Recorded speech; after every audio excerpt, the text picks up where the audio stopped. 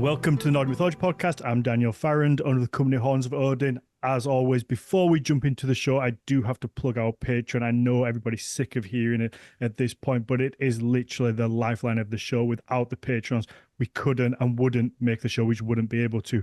So if you can pop over to Patreon/Nordic Mythology podcast, go and have a look on there and have a look at all the different rewards and the different tiers we've got. It's mainly focused around the Q&A that we do with our guests every single week. And that starts from £3 a month. And what you get is a bonus show every week. It's an add-on or a bolt-on to the episode. So at the end, we sit down and let the patrons ask some questions. They usually last about an extra 20 minutes. And a lot of the time, there are questions that I've missed, and there's some really good information in there, a little bit more lighthearted. So if you like a show, there is going to be that little add-on over on our Patreon, and you get the whole back catalogue of those when you sign up. It's not just from when you sign up going forward. It's everything before that. So at this point, it's years of material. And if you can't support financially, a 5-star rating, positive review wherever you get your podcasts always helps us bump up the charts and new people find us. And like I say, a like, share on all the social media. But let's get into today's show. This is a topic we've never covered on the podcast, I don't think, so far, not in this specific area. And I'm really looking forward to it. It's something that I'm quite interested in. So I'm joined by Tom Robinson and Phil McEwan. I didn't ask you before. McEwan, is that right? Perfect. And they are part of an independent Viking group based in the Kingdom of East Anglia, dedicated to competitive Viking Age combat reenactment. They train across all combat styles from Western, Eastern, and mask fighting, but specialize in full contact fighting system called Huscarl or Huscarl. Now, you may have noticed I didn't pronounce the name of the group because I didn't ask you how to pronounce it beforehand, and I didn't want to butcher it. So which one of you wants to give us the name? I'm happy to jump in here. It's Blodorn Englar, is the name of the group. When the group was started in 2015, they found out that there was another group that was also called Blodorn in Germany, and so there was Blodorn Germany and Blodorn Englar. And we sort of were an alliance at the time, and then slowly sort of the distance, like all long distance relationships, affected the relationship there, and we're now not at all like in as close with the German group as before. But yeah, the reason that we're Blodorn Englar is that there was a German group that was also called Blodorn. Wonderful. What does it mean? What does Blodorn Englar mean? Do you want to jump in, Phil? Well, there's no literal translation to it, but essentially, as Tom alluded to, so the Blodorn side of things comes from the eagle, the blood eagle. So you've done a podcast episode on it before, so a rather uncomfortable mythological torture mechanism. But that's essentially where the name originated from. The Englar part then alludes to the fact that we are the Angles. We're from the UK. Okay, that was the addition because there was one already around. Exactly. Wonderful. Which one of you wants to give us a quick overview on what it is exactly that you guys do? Because I think a lot of people know reenactment and probably already have an idea in their mind of what Viking Age reenactment is. People who dress up in as historically accurate clothing as they can and maybe have a camp and hang out, and it's all very nice and gentle. But what you guys do is a little bit different to that. Yeah, I'll throw this one to Tom. Yeah, rank over beauty, but he's also heavily involved in a broader spectrum of the reenactment scene than perhaps I'm more focused on the full contact. Okay. Cool. So yeah, we've all been to events where they've had Viking reenactors there. Viking reenactment has gone on since, late 70s, 80s. You've had groups of people dressing up as Vikings, and part of those shows are always combat displays for the public. So over the years, those combat styles have changed dependent on what groups, how dangerous or how safe they want to be, or how they want to portray combat. So you'll find that a lot of Viking Age reenactment groups throughout the UK and even the world, that often a lot of them will have their own combat systems. So when they're putting on a show, sometimes it'll be purely theatrical. Like if you go to the English Heritage Battle of Hastings event, it's purely just an actual reenactment of what happened. So you're following a script, you know the outcome of the battle, and it's purely like a theatre piece that illustrates the historical context of the battle. And then through doing that, you'll have other groups that have turned it into a combat sport essentially. So you've got the Viking Film and Pageant Society that were the sort of first Viking Age group to do competitive combat systems. And then Regia Anglorum, which was another split, which was the first group that I joined. And they all fight in a combat system that we refer to as Western. It's quite an umbrella term. It normally means that they're fighting with like a t-shirt and shorts style Target zones. targets, exactly. So you're not targeting the heads, you're not targeting the hands, you're not targeting the feet or the legs. That means that the combat is much safer because you've really restricted down the target zone into areas that are easily protected, and you're much less likely to have accidents.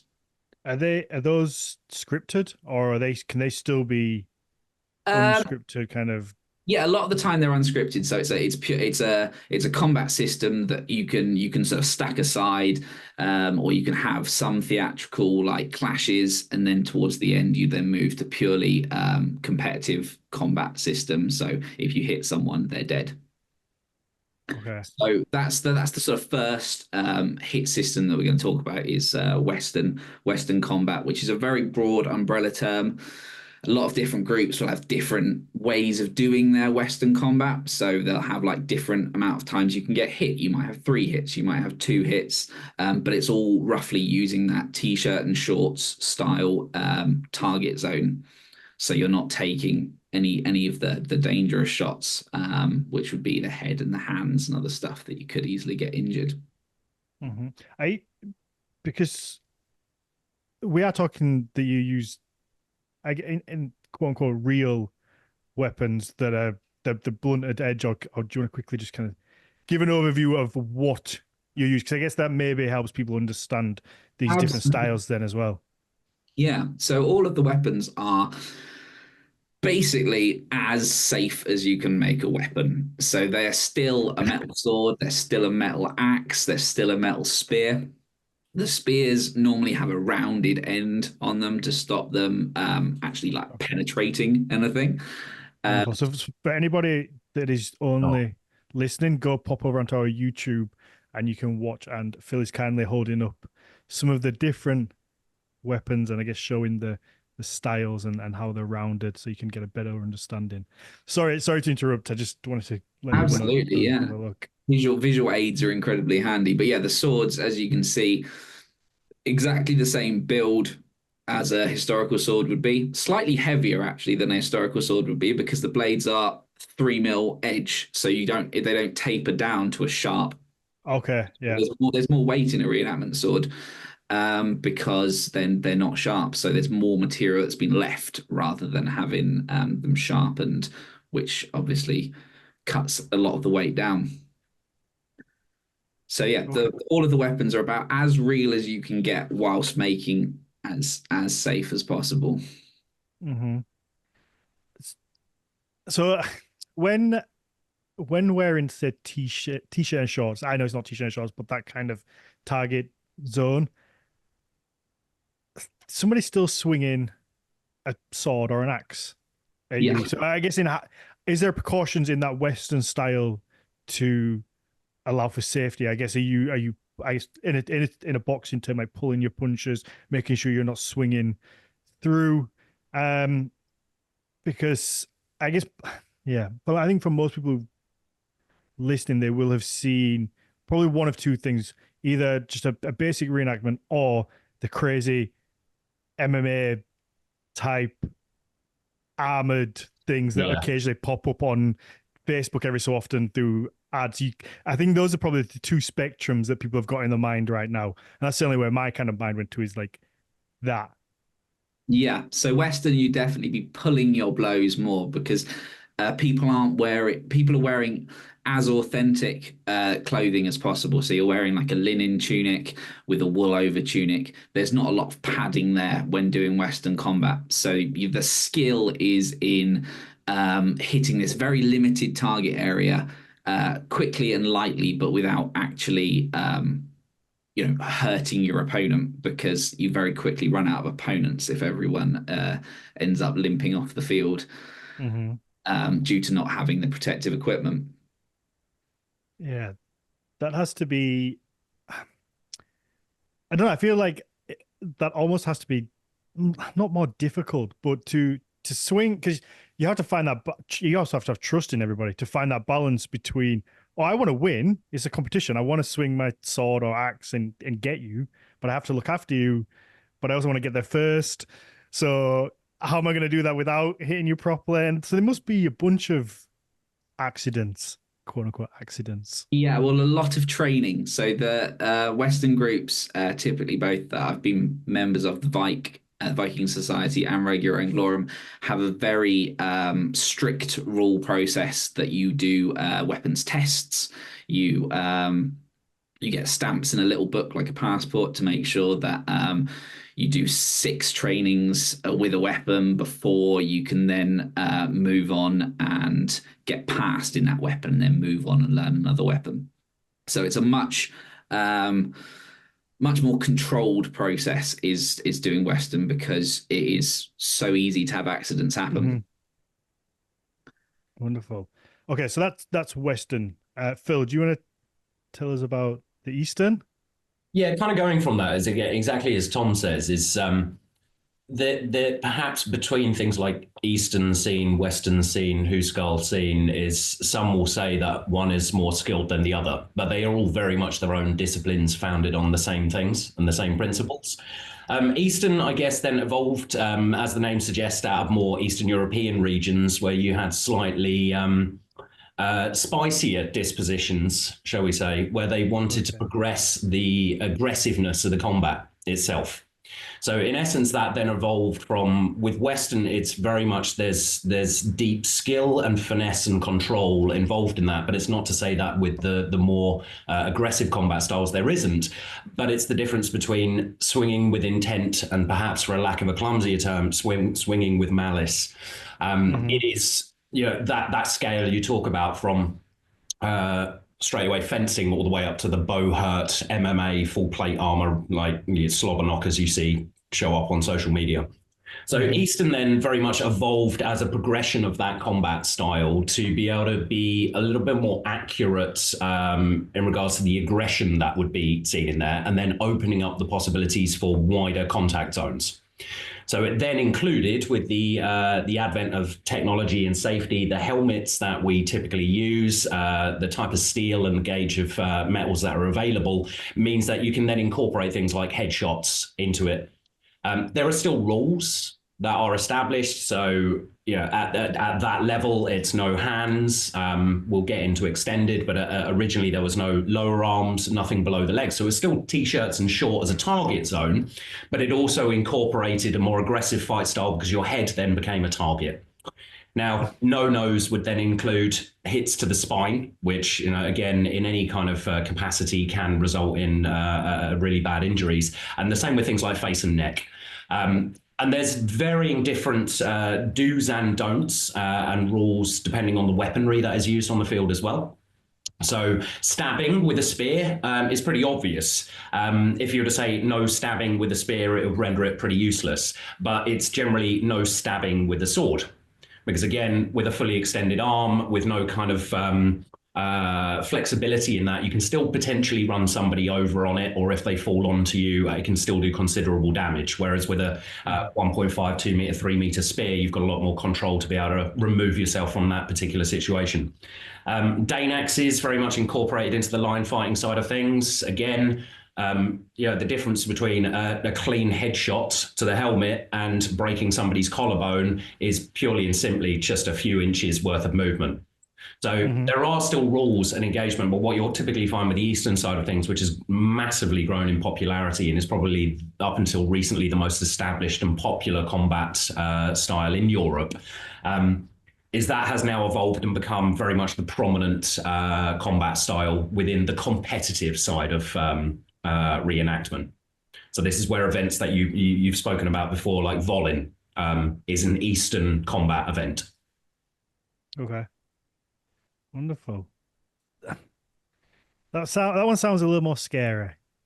Well, we can still go further. So this is where we're going to. This is where so you guys come in, I guess, or what you guys specialize in. And you said about hits to the head. Mm.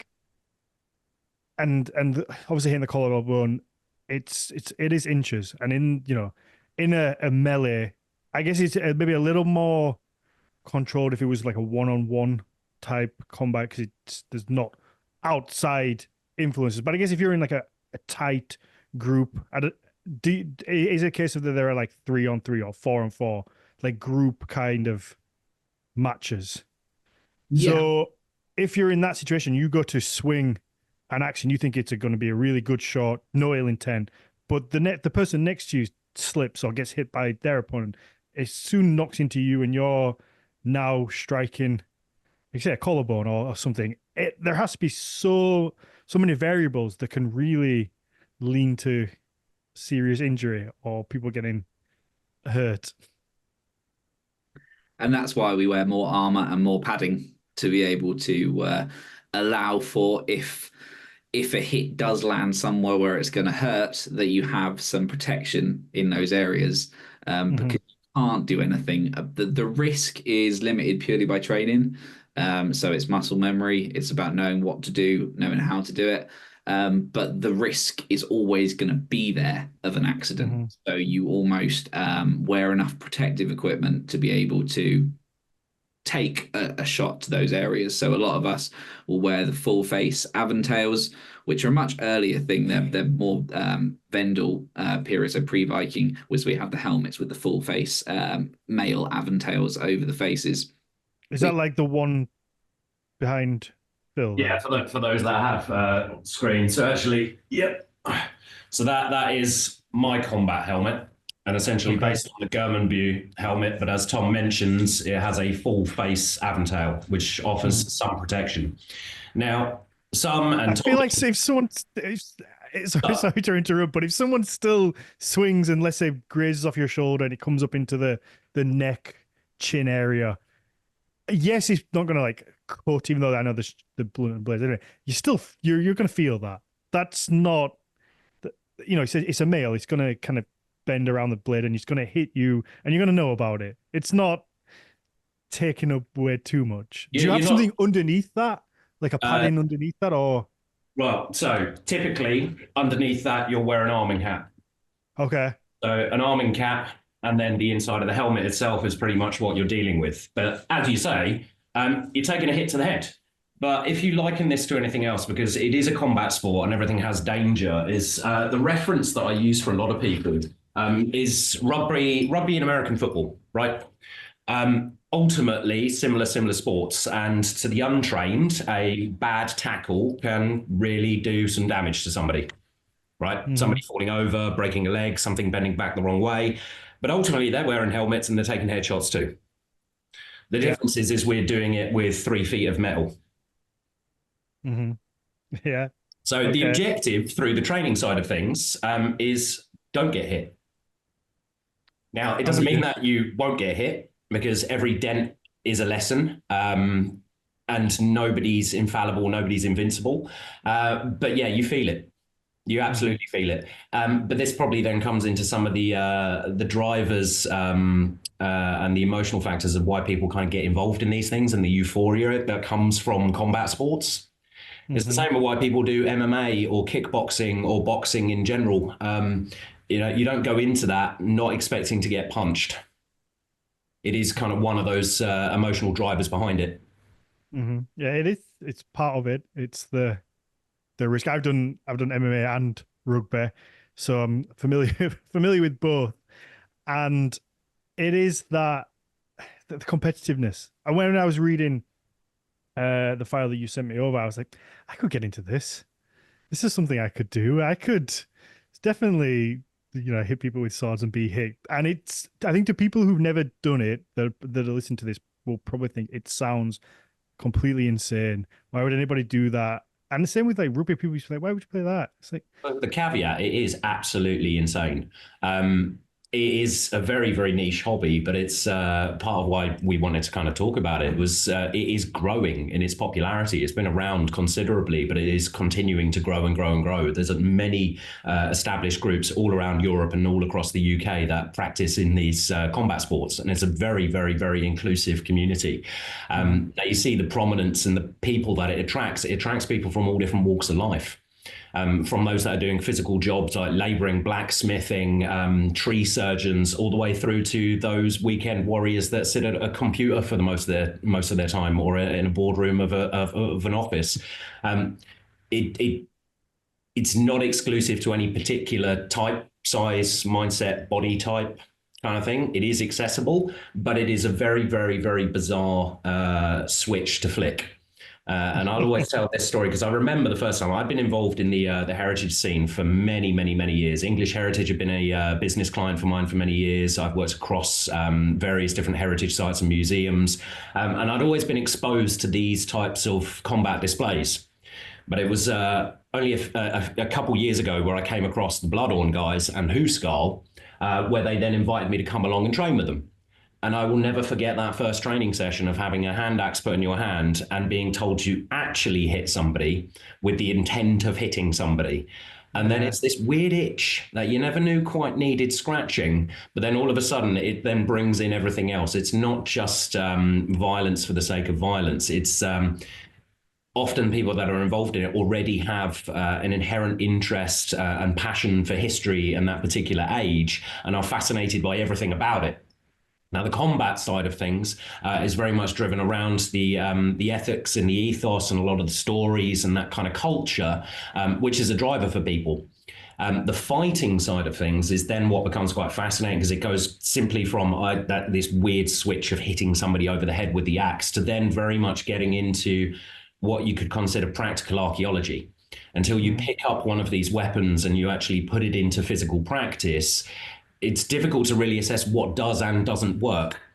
And then as you progress through your proficiency, through training, the events that you go to, coming across and fighting different people, different styles, different approaches, your own style and proficiency progresses over time. And it becomes less premeditated and more muscle memory and reactive. And that's a really fascinating aspect of it. Because it's an unnatural thing for us to be holding swords. It's not something that we've done for hundreds of years now, really, to that kind of degree, where it is face-to-face sword-based combat. So, yeah, it's an interesting one. You'd be surprised the people that come along to it. The big bravado, I'm going to weigh in, I'm going to do absolutely everything, are often the people that don't last in the scene because they get leveled out pretty quickly by people half their size with different levels of proficiency. And the ones that you wouldn't necessarily expect, often the quiet and the unassuming, will be the ones that will surprise you and then absolutely trim people up. That feels very jiu-jitsu-like, that you can have people who are, huge or very, they think that they're tough and they're big and they're muscular and they've, lifted weights their whole life, and they'll just get twisted in a knot by somebody who weighs 70, 80 kilos. And that's because it's training and they just know what they're doing. And I feel like that's probably very similar. But now some people handle that in a very nice way. Whereas when I first started training, I was like, I found it humbling. And I was like, oh, this is cool. I find this very humbling. I like that somebody a lot smaller can kind of like do that. And it's interesting. Whereas some people I imagine can get the hump and be a little bit like, I don't like this. I want to be the big, tough person. And imagine it's not a place for egos in what you guys do. I'd say it is and it isn't, though, because like you have to, like at the end of the day, you're dressing up. You're dressing up and you're fighting each other on a field. right? So there are so many different facets to it. You do get egos, but the spirit within the community is absolutely fascinating. Like you're saying, you'll find the same with others. That it is a very connected, open, honourable community. There'll be rivalries. There are egos. There are people mentally taking scorecards. But at the same time, it's such an inclusive, open, broad spectrum community. It's not just about the fighting, it is reenactment. You know, the events that you go to, the fighting is one part of that entire culture and kind of historical involvement. Wonderful. Okay. Tom, do you want to tell us the last, is it the last kind of, or the last kind that you guys do? So we've got the Western, the Eastern, and then the Huscarl. Yeah, not quite. What's that? I'll talk about my passion project later. Okay. But no, after Eastern, that it has its limitations. You are still using a very limited target zone, even though you are you've got the head in play. So a system was created that we call Huscarl, which is named after the Huscarls, who were the elite bodyguards of the Scandinavian kings that came over when we first started having when the kings of England had Scandinavian roots rather than being Anglo-Saxons. So talking like Canute period. And yeah, the fighting system is named after them, and it is full body. It's about as close as you can get to a realistic fight. The only thing that's off limits really is the face. So you're taking hand shots, you're taking forearm shots, you're taking shin shots. You will take feet shots. We tell people to go easy on the feet because when you're wearing the authentic shoes, there's very little ways that you can pad up. So with the gloves, you can wear mittens that have plates and leather. Okay, yeah. But with the authentic shoes, they don't allow much room for sort of historical or discreet padding underneath. So a foot shot just feels so horrible. Oh, because it feels so malice, just like trying to hit someone it's like in the days when I used to play rugby and you stamp on someone's foot and just be like, fuck you, take that. That kind of thing. Just a little bit feels cheap, even though it's technically allowed. It's like feels a bit naughty. Like just don't do that. Absolutely. And we find skeletons with injuries to the lower legs and feet because they are the unprotected zones. Until you get into the medieval period where they were wearing sabatons as foot protection, everyone was wearing leather turn shoes. So a spear to the foot is going to incapacitate someone horrendous. Yeah. As naughty as it feels, if I was in a real life combat situation, I'm stabbing you in the foot. If the foot's there, I'm stabbing you in the foot. I'll be naughty. I don't want to die. Absolutely. So yeah, that's the Huscarl. The Huscarl system is getting it as close to a real fight as possible. So opening right up, using the whole body. And the reason for that really is that within all these systems, so historical reenactors will spend a long time researching, getting all the right clothing, based on grave finds, living as close to early medieval period as possible.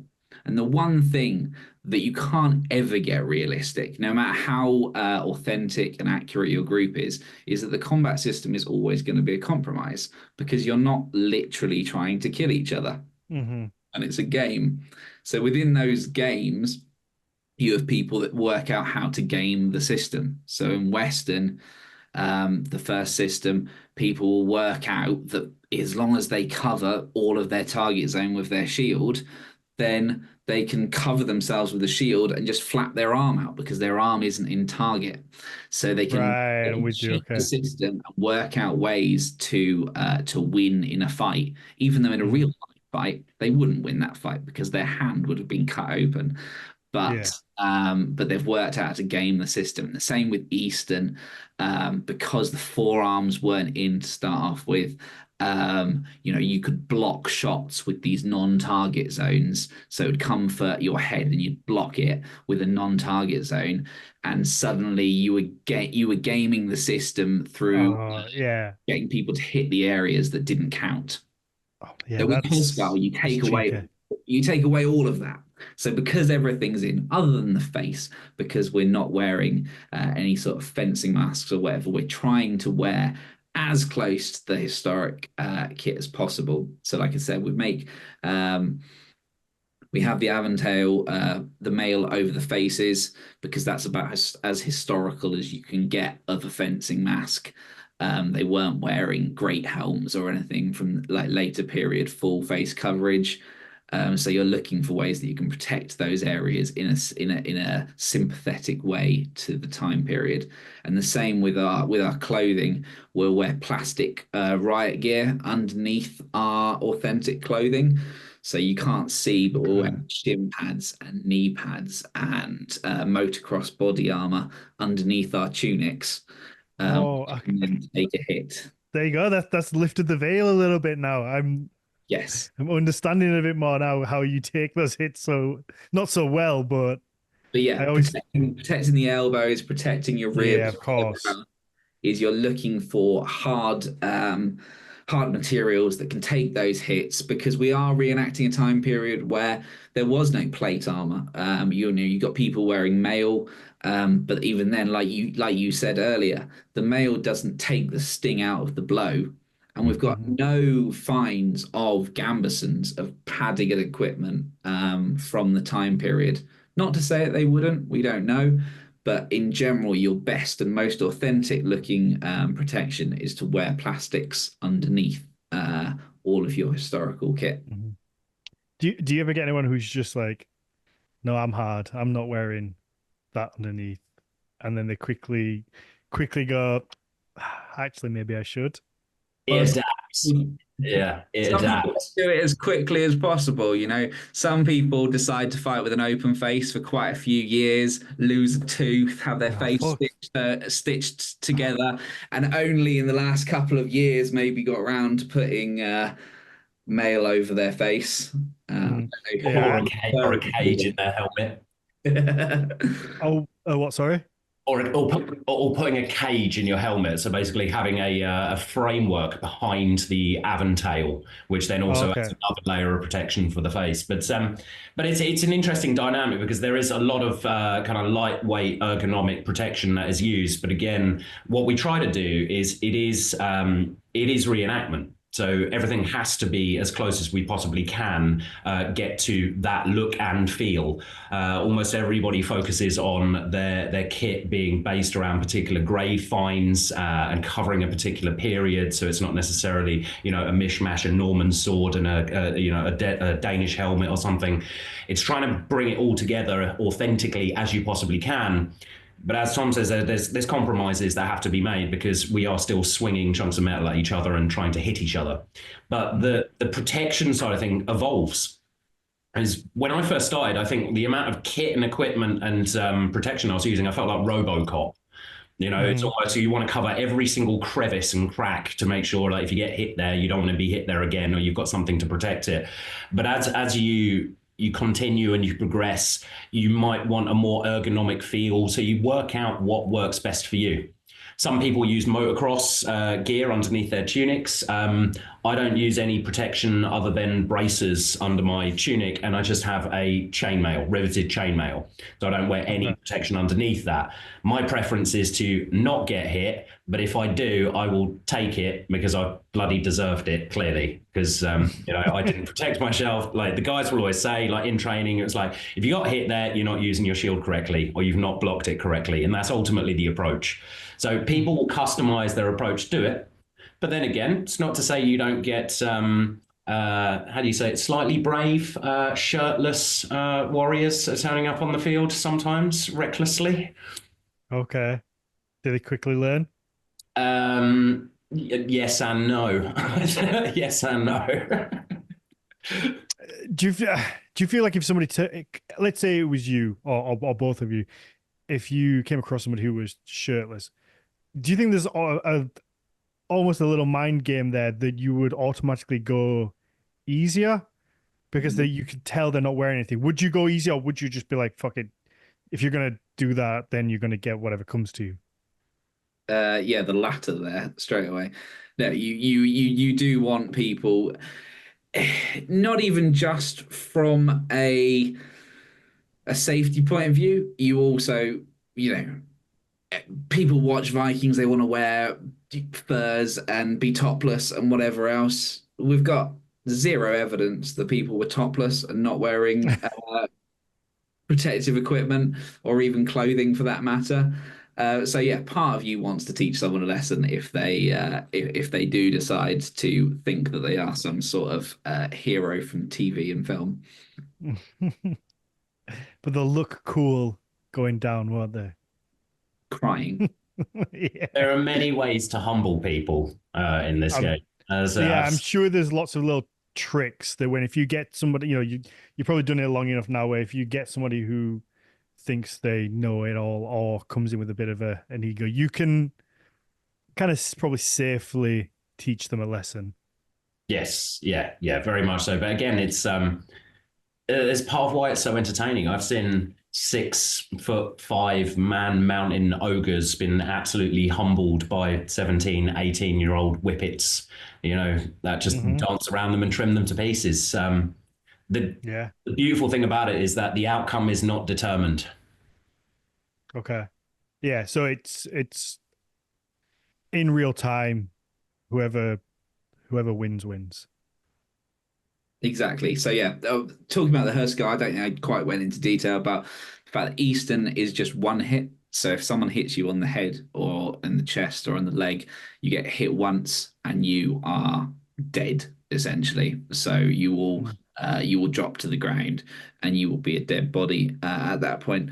With Is our that an honor system? Because is that a case of, we've all been paintballing or we've all seen LARPing in like Role Models, the movie, where they get hit and they're like, no, you didn't hit me. Does that ever happen as well?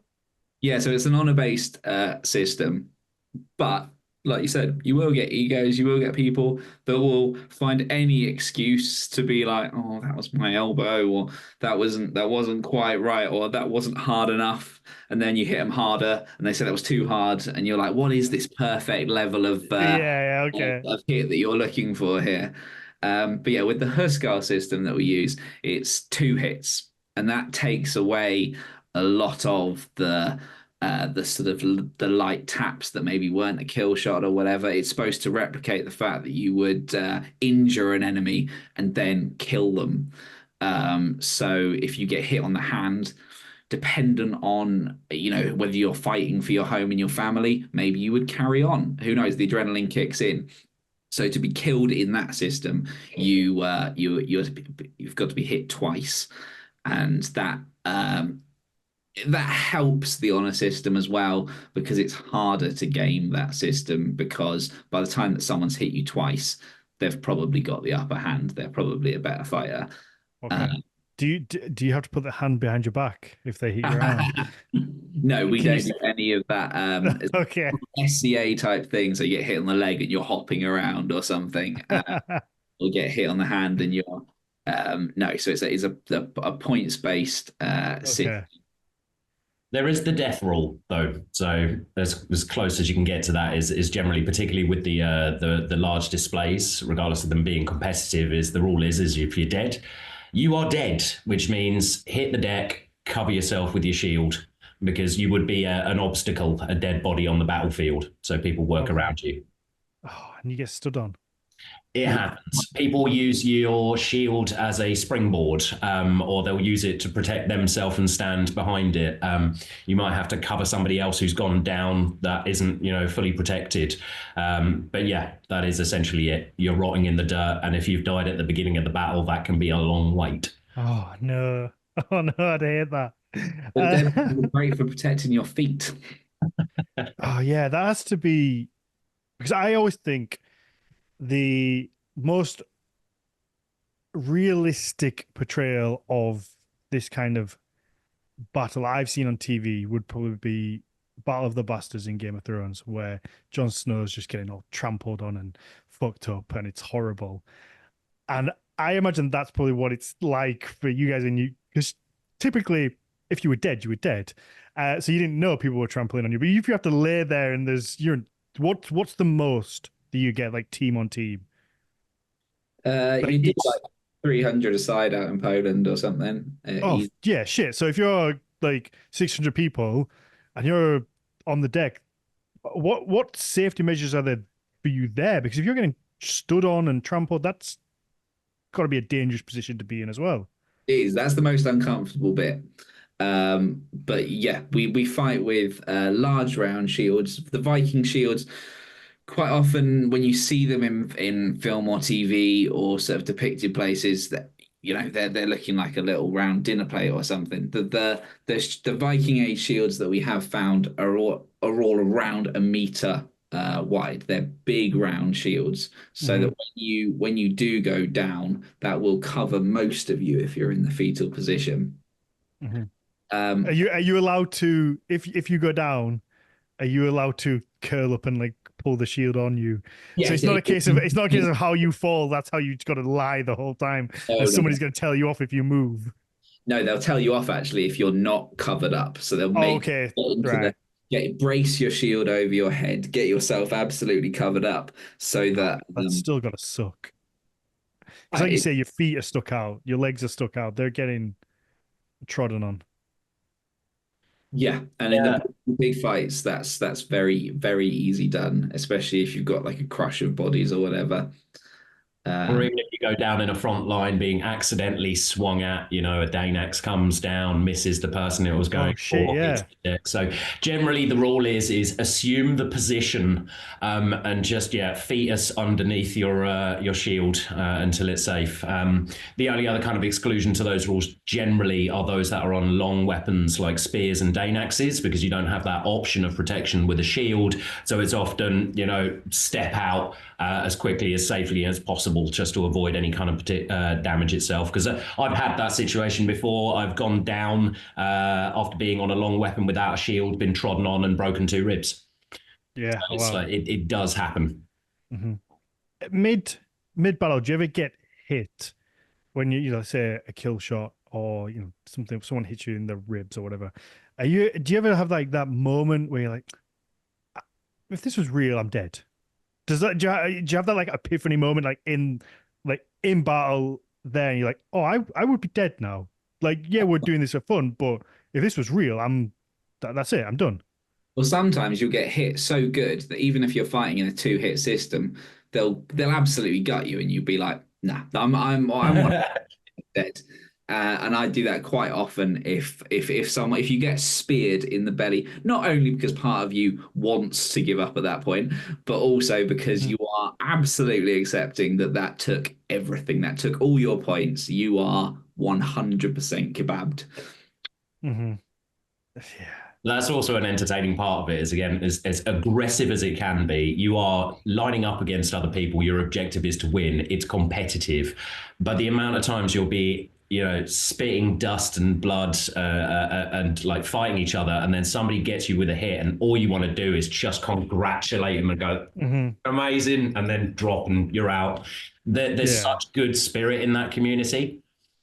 So I get it. Like I said, the closest thing that I can put it to is probably rugby, because it's a team thing and that camaraderie you have and that brotherhood you have, but also in that moment on the field, you hate the opposition. You hate them. You want to beat them. If you hurt them, it doesn't matter. You'll stand on the hands, whatever you need to do to win. But after, you're like, oh, let's just go get a beer. We're all friends now. Sorry about that. And it's all forgotten. And I imagine it's that same kind of mentality. Yeah, you all share a very niche hobby, or you all share the bumps, the bruises, the pain of it, and it doesn't really matter once the fighting is over. You all share in that hobby, so you are all friends. But like you say, when it's one group against another, then you do want to show that you're part of a group that you believe in and you want to win. Mm-hmm. What's the difference between the Huscarl and then this insane MMA type thing that we see on Facebook popping up time and time again?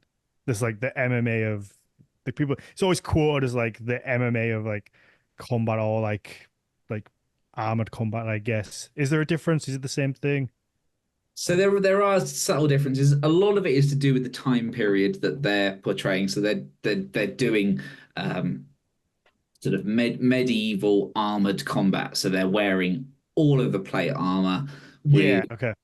full face helmets. They can take, the punishment that a full face helmet can take. We see the shields getting rammed into the faces, whatever else, and they are literally just testing that armor to its limits, just absolutely wailing on each other.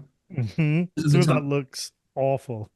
Well, that's it. It's a funny mix between it looking skillful sometimes when you see some people pulling out some like cool jujitsu move while wearing armor, or like finding gaps in the ergonomics of the armor and locking people down and doing cool stuff. But it also can sometimes look like you've just got two blokes running at each other and just hitting each other over the head until one person drops.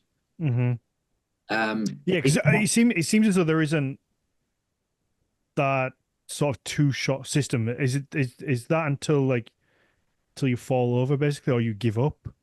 I think they have different tournament systems. I've not had a go. I've been offered quite a few times. But as far as I'm aware, most of the time it's about getting your enemy to hit the deck. You have tournament systems where it's about how many times you can hit a person. So you are hitting, putting as many shots in on target as possible. Okay. A lot of the time it's just battering someone until they reach the end. So typical boho will be based on 3 points of contact on the floor. So 2 feet and a knee, or you're flat on your back, and that's why it generally descends into try and get somebody on the floor as quick as possible.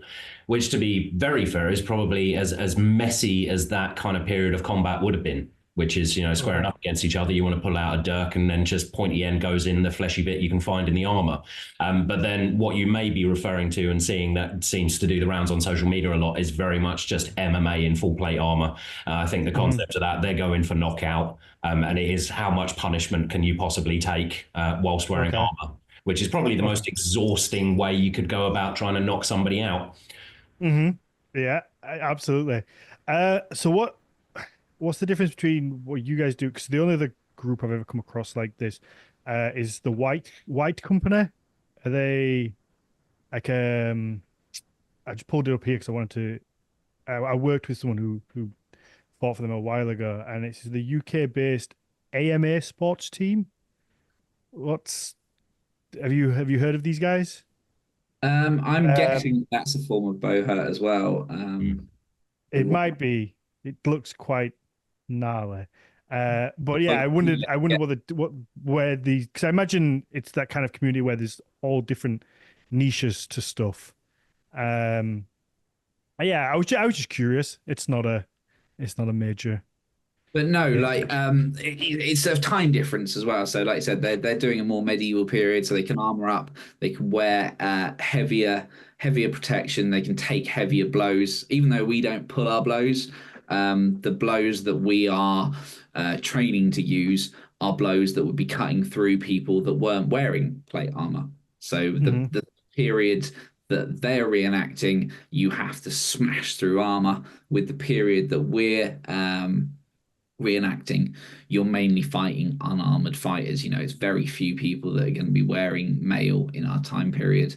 So the cuts and the speed that we're using them, it's we're not battering through something. We're using the weapons how they would be designed to cut through flesh fabric, not battering through plate steel.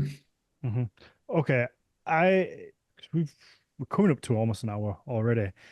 If there's a little bit more I want to talk about, like the psychology side of this and how you guys think this compares to real combat. We've not touched on that, and then we've not even really touched on the group itself. So I don't know if you two would fancy coming back on for another episode, maybe early next year. We can talk about the group as a whole, because the whole dynamic seems very interesting. How you have your different levels and how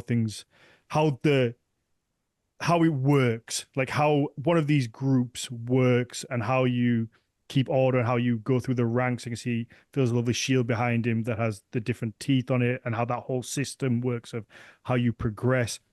So I'd love to get into all that, but we're going to run out of time. So if you guys are up for it, we could do that in another episode at the beginning of the year and then kind of finished the last sort of 10, 15 minutes on just the fighting and how that is. How does that sound? Honestly, we could talk forever about it. It's the first rule of Viking Fight Club is find any opportunity to talk about Viking Fight Club because it's a growing scene. And, a big part of it is the exposure and trying to make people aware that this is a pursuit or a hobby they can get involved in, particularly for reenactment enthusiasts of that time period. But we could talk about it forever, and I think it would do it justice to actually spend a little bit of time on things like the cultural influences behind Blodorn and the charter that you've seen, our ethics, progression systems, and that whole kind of honor-based community. At the same time as also providing a little bit of shape around what the UK scene and the European relationships look like in regards to this combat sport, because there's lots of very established groups around the country if people are interested in getting involved in this stuff. But keeping it on the thread of this topic, it's probably worth then Tom expanding on his passion project, which is then an additional combat system, which then incorporates one of his favorite things to do, which is stabbing people in the face. Okay. Oh, okay. There we go. So last question I had for the Huscarl, can you stab with the sword, or is it only like strikes? You can. Because the group mainly trained Eastern, where stabs aren't allowed, we normally tell people go for a cut rather than a stab. But within Huscarl, stabs are allowed. We just recommend that because we fight the two different systems, it is better to train yourself to go for a slash rather than a stab. But within the Huscarl scene, you absolutely can. I guess that stops confusion. Exactly. It's when you're juggling different rule systems, juggling different hit systems, and you're training people, who have had no form of weapon combat system before, and it's a very weird one because what we're doing. So with I don't know if you've come across historical European martial arts HEMA, which is people wearing fencing equipment and using either longsword or sword and buckler, rapiers.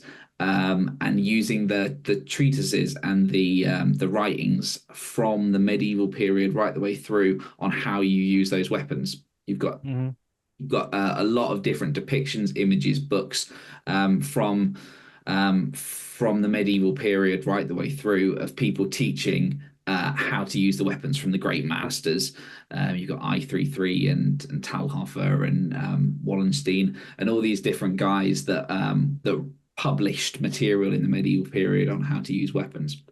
So those people, they've got all of this information and they can go into all the different wards and they can teach people based on these systems. Whereas from what we do, we don't have anything other than the weapons and the injuries and some saga accounts of battles as to how to teach someone how to use these weapons. So all you can really do is explain the hit system that we use, explain what works to a brand new person, and then throw them in the mix. Once you've told them the target areas, shown them how to use the weapons, show them how to protect themselves, the rest of it is all quite experimental archaeology as to. That's exactly what I was just thinking. That is, but I think that's how all fighting would have been. Obviously, when you have things in place like the different categories you've got, or with MMA or like K1 or boxing, you apply rules to make this a sport. But when you strip those away, they all become very different sports. Jiu-jitsu works when you can't punch someone in the face. Like, there's a lot of jiu-jitsu techniques that work really well until somebody can wheel elbows or punches down on you. Suddenly they're not as, they don't work as well. And that's kind of how all this works. When you take all this away, people are creative. And when you put in literally a life or death situation, you're going to be creative because you're doing whatever you need to do to survive. And I guess that's how they could never be a guide for any type of, I guess, warfare. Yes, they may have been trained of like, this is the ideal way to fight. But when you're on a battlefield and it's chaotic and your sword gets knocked out of your hand or your shield gets knocked down or split, things don't go to plan. Nothing ever goes. I guess I'm sure you guys know that even in what you do, you'll have a plan of how you're going to do things, and it soon goes out the window. Like Mike Tyson famously said, everybody wants to fight Mike Tyson until they get punched in the face, and then it's like now suddenly they're like, you know what, maybe I don't want to do this anymore.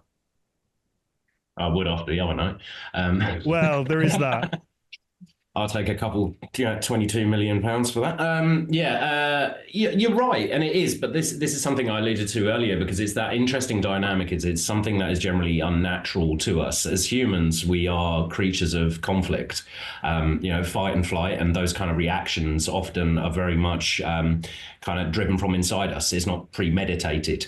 So the defensive aspect of what we do very much then becomes muscle memory and reaction. You're not thinking about the things you're necessarily doing. It is you are reacting in the moment, and that's where proficiency comes from. So as Tom says there, we throw people into the mix is that somebody might be right-handed, somebody might be left-handed, and how they develop and apply their own style and body mechanics to what is essentially the same tool, weapon, sword, can be vastly different.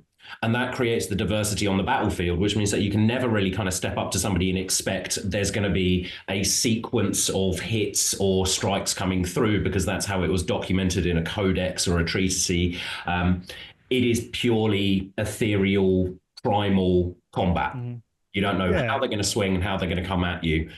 I guess reach would come into it in the same way boxing would. You know, if you have long arms, you're going to fight a distance. Kind of a distance fight, whereas if you're short-armed like me, you're kind of in close and you want to get up tight to somebody. And I assume that would be a similar thing as well. But it sort of changes along with weapons as well.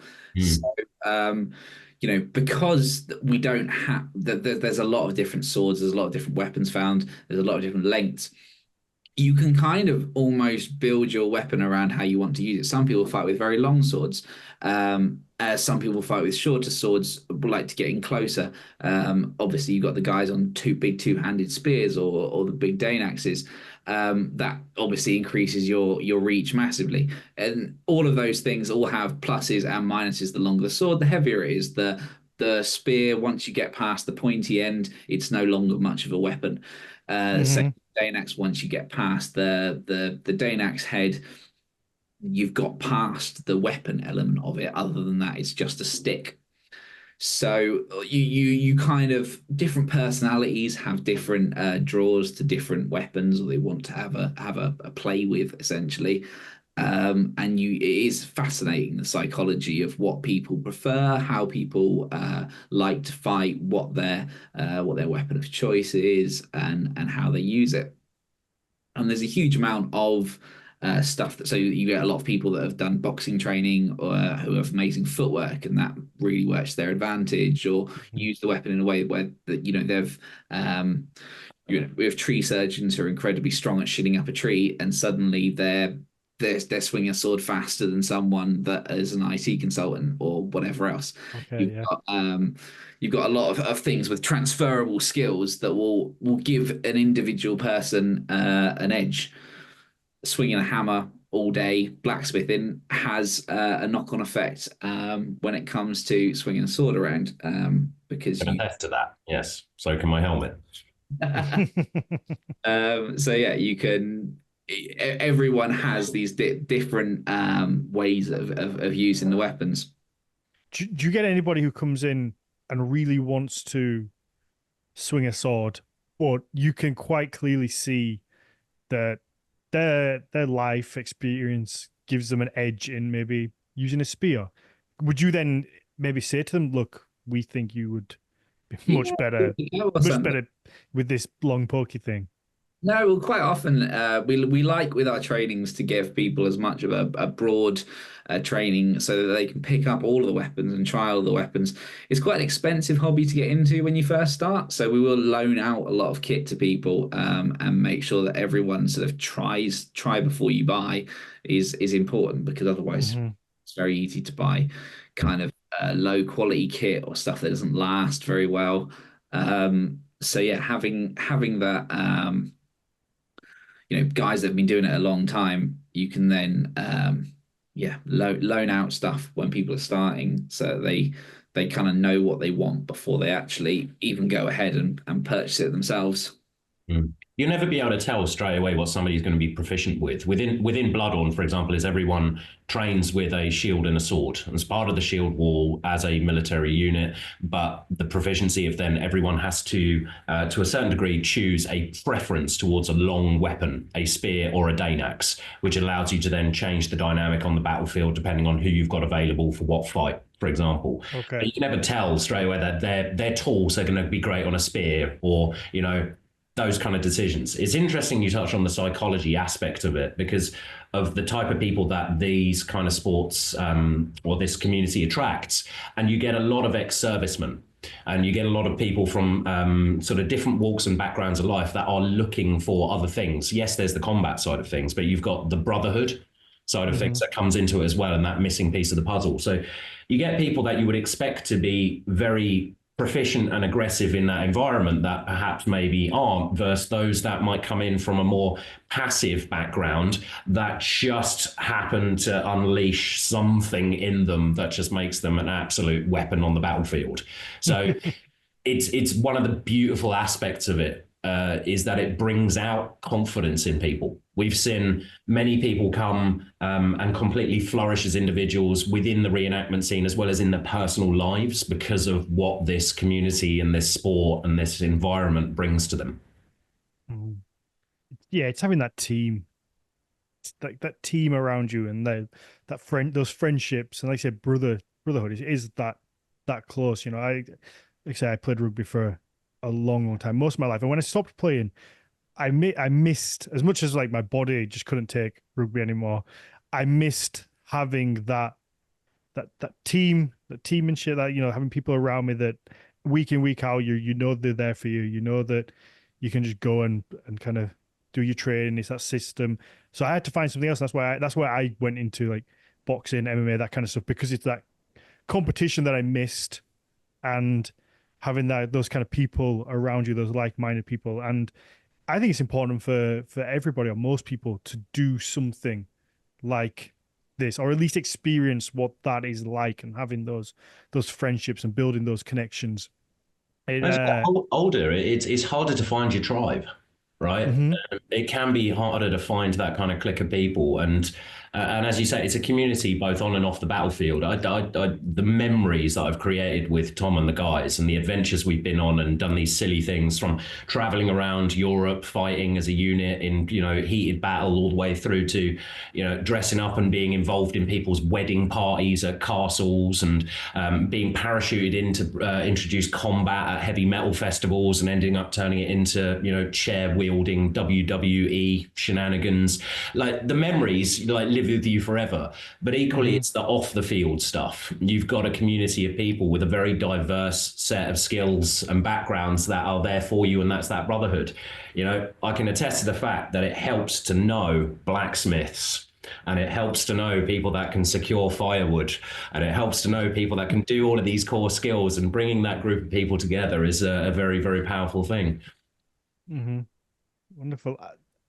Do you find that, because I imagine you're in marketing, aren't you, Phil? And obviously, Tom, you're a blacksmith, so you probably have quite busy personal lives. Anybody that has their own business knows how difficult it is, and the stresses that come with it.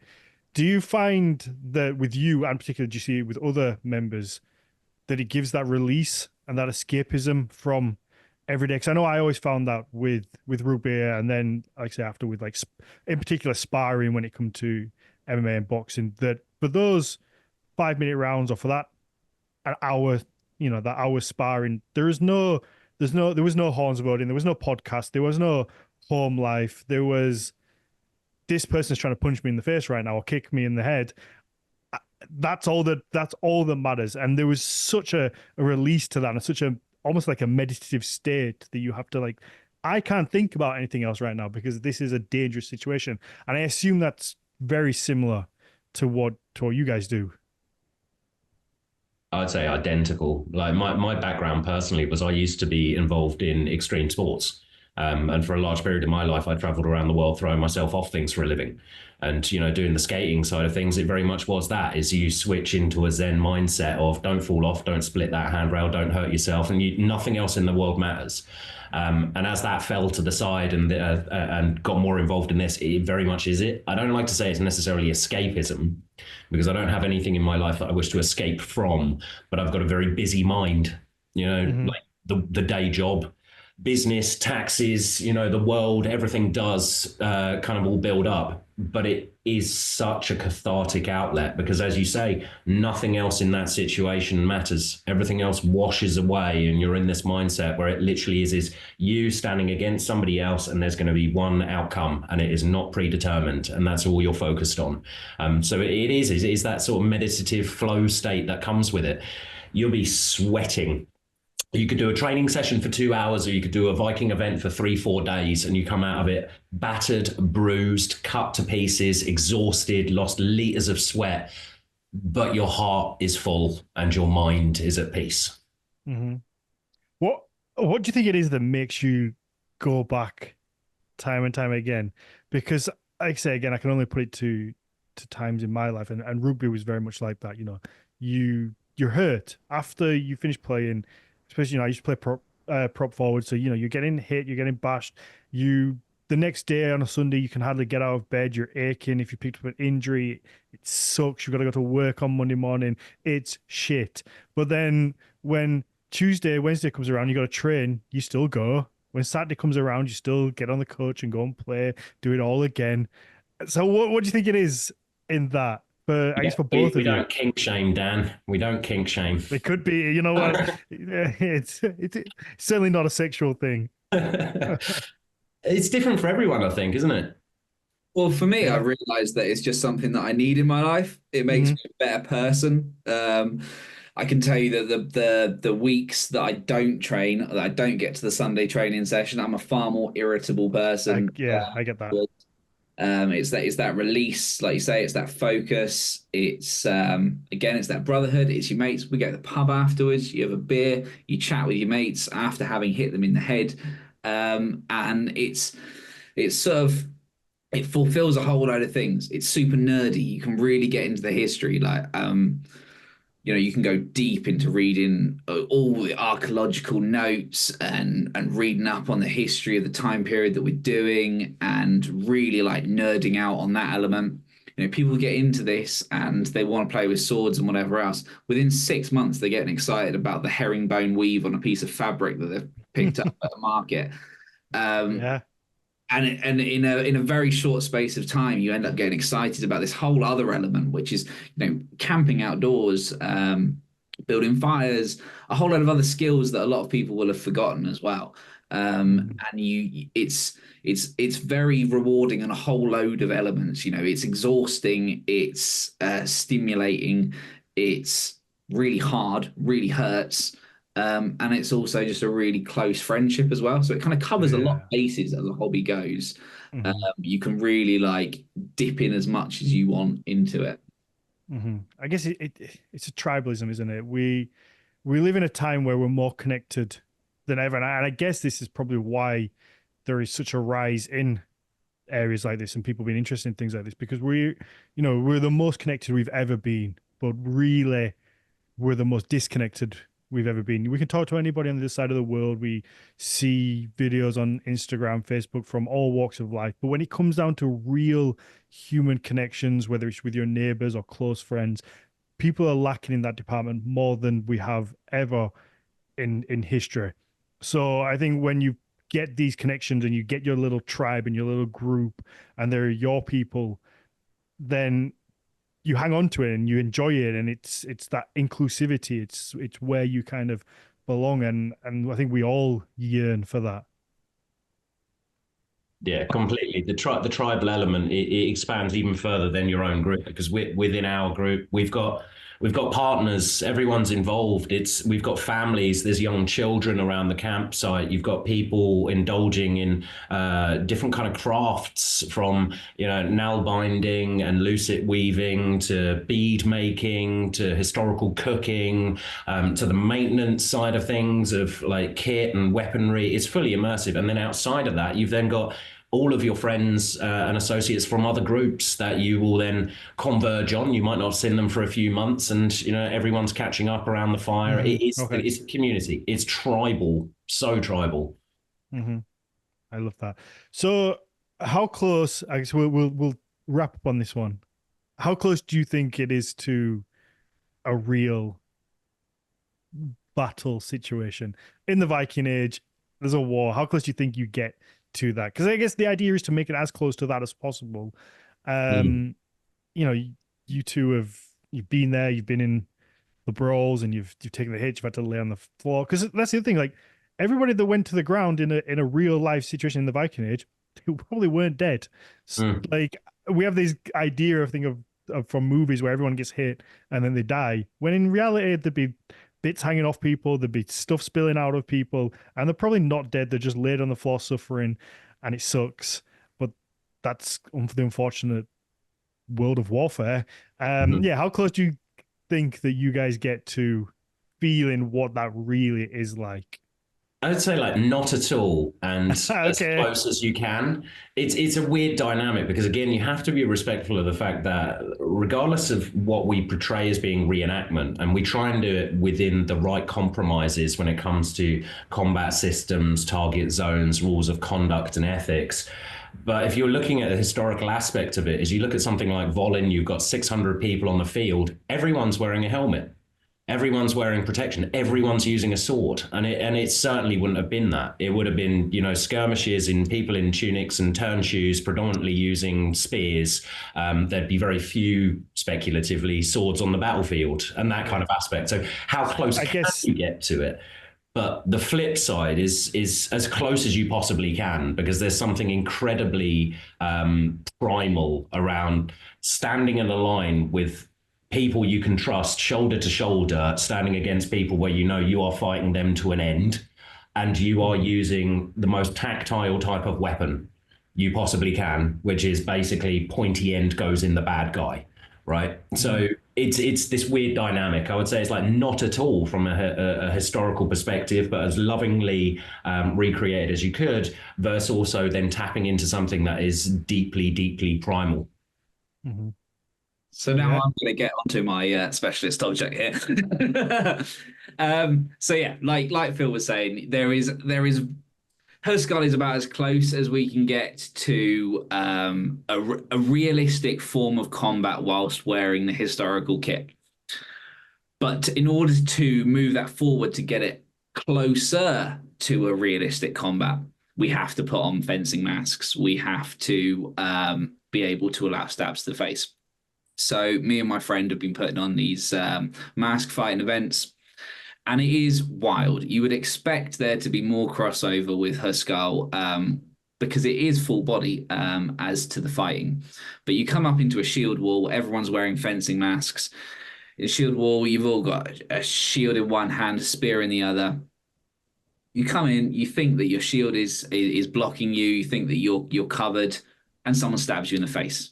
And there is nothing more terrifying than realizing how little time that you have to react, how safe you are and not. The fact that your shield isn't covering anywhere near your whole body. Someone can go from stabbing your foot to stabbing you in the face, like instantly within like a second before you've even reacted. And getting those little, having those fights and realizing how easy it is to die in the time period that we're doing is honestly shocking.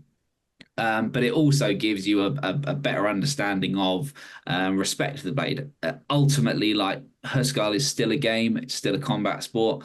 But when you are actually putting in face shots, using the weapon how it should be used, rather than using it as a point scoring stick for a hit system, you're using it as realistically as a weapon of the time period which would be used, which would be shoving it through someone's face.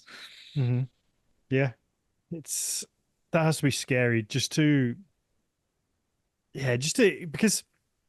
we all have this sense of ego probably that, oh, I can stop that, I'd be able to react quick enough. But then when you actually get hit with Out the way. when you actually get hit with a spear in the side of the head or in the face, that has to be like, oh yeah, I'm dead. Dead. That's it. Because you only get, in real combat, you only get one chance. There's no like, oh, I'm going to get back up in half an hour and we'll just do it again, unless you're in Valhalla, I guess.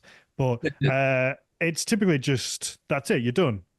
So do you think, in a way, it may have been more cautious, like historically? Like, obviously, we see in movies, don't we, where people are just like sprint into combat. I'm always like, bitch, I'm not doing that. I'm not being at the front and just running because I'm dead. I'm like, and maybe I understand you had somebody stood behind you, like telling you to go and run, and you've got to go and fight. But there's no way I'm just running into the other side first and being the first one in there and just getting like speared. Like, I'm going to be a little bit more cautious and let everyone else go first and be like, Yeah, working as a team.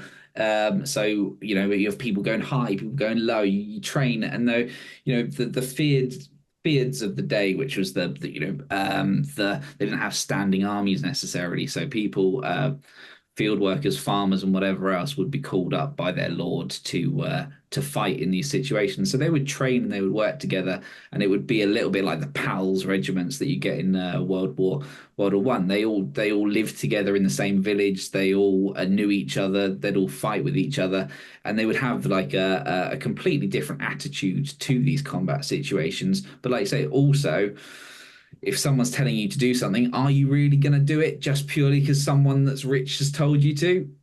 mm-hmm. Who knows? I guess they would have the threat of violence against you, but it's rock and hard place, isn't it? You can still kind of rush in, but not quite. Just be like, I'm just gonna slow down as I get there and let everyone else go in.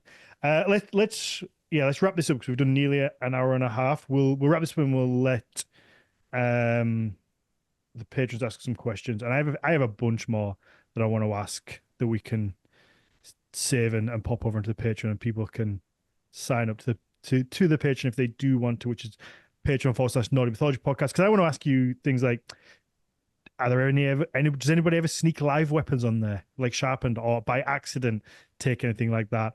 And explore this idea of like how close we can get to really being in battle. And yeah, I think there's a bunch more that I'd like to know. But I could stay here probably for 3 hours and talk to you two and explore this. I find it fascinating. Yeah, let's wrap this up and we'll do another one. We'll book one in the new year to look at the group as a whole. We'll explore it. We'll look at the system that you have over at Blodorn and have the kind of the hierarchy and all that kind of stuff, and maybe what brings people in and how this how it all works from ground up. That, I think that's a fascinating thing and a full episode on its own rather than trying to just squeeze it in. So yeah, on that note, let's wrap this up. Phil, Tom, thank you very much. Do you have anywhere where you want people to go in terms of the website for the group, if you want to, for new members, or if people can come and check it out? Both of you personally, Tom, you're blacksmithing. Phil, I don't know if you have anything you want to plug, whether it is your marketing or that kind of thing, whether that works in this area. Nah, trying to separate church and state, but if Okay. you want to see more of what Blodorn does, you can find Blodorn Englar predominantly on Facebook and Instagram. We are in our winter season now, so although we're not fair weather Vikings, we still train rain, sleet, or snow. But we're now sort of bedding down a little bit and preparing what the 2025 raiding season looks like. And there's lots of exciting events and developments, like Tom says, with Mask Fest in the UK, as well as the international events that we're focused on, and a few other things that are bubbling that will be announced very soon. Wonderful. Tom, where can people I guess, find you if they want to follow you or your blacksmith work? Yeah, I mean, if anyone's interested in artistic blacksmithing, Tom Robinson Metalwork on Instagram. I've also got a website, but Instagram is easiest to follow. And then I also do historical reproductions, so helmets, weaponry, and I just have that on the Facebook page, and that's called Voyagers and Vagabonds. Wonderful. Perfect. Yeah, let's wrap this up. Oh, you know what? I'm gonna need to plug myself. It's Daniel_Farron1 for when I do post. I've been a bit lazy with it at the minute. Horns of Odin for the business. Obviously, Christmas is coming up, so you can get a lovely little gift for your loved one on there. And then it's the Nordic Mythology podcast across the board, whether it's on YouTube, Facebook, Instagram. It's the same thing across. Yeah, that's it. Let's wrap it up.